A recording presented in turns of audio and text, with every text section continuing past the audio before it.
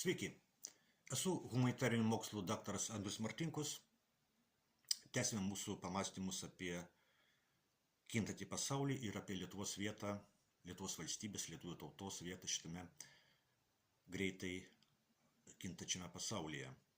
Dėkuoju, kaip visada, už jūsų patiktukus, už jūsų komentarus, už rėmimą.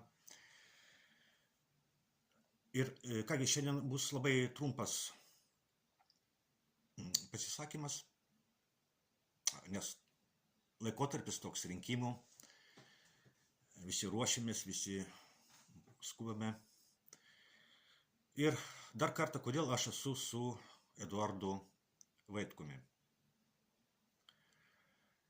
Gal mano atsakymas nuskambės keistai, bet pasakysiu. Esu su Eduardu Vaitkumi todėl, kad už tai, ką sako Eduardas Vaitkus, yra žudoma. Taip, nes tai, ką sako Eduardas Vaitkus, tai verta nužudimo. Nes tai yra tikroji politika. Tikroji politika. Nes už tokio politika, kuri yra buvimas prie lovio, už tokią politiką nežudoma. Bent jau Lietuvoje nežudoma. O už tikrus pokyčius politikoje žudoma. Pavyzdžių pasaulyje daugybė, jų neminėsiu, neperkrausiu jūsų dėmesio. Lietuvoje nebuvo tikrų pokyčių politikoje daugiau kaip 30 metų.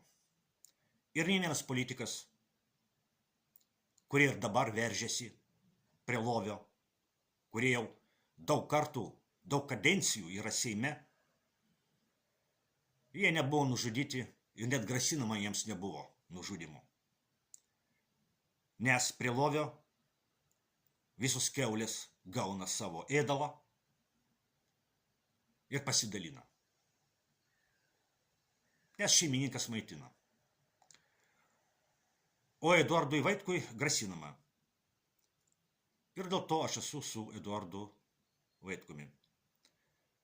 Nes man yra įdomi tikroji politika. Nes nenoriu būti prie lovio, o noriu būti tikroje politikoje. Tokioje politikoje, kurioje yra verta būti nužudytam.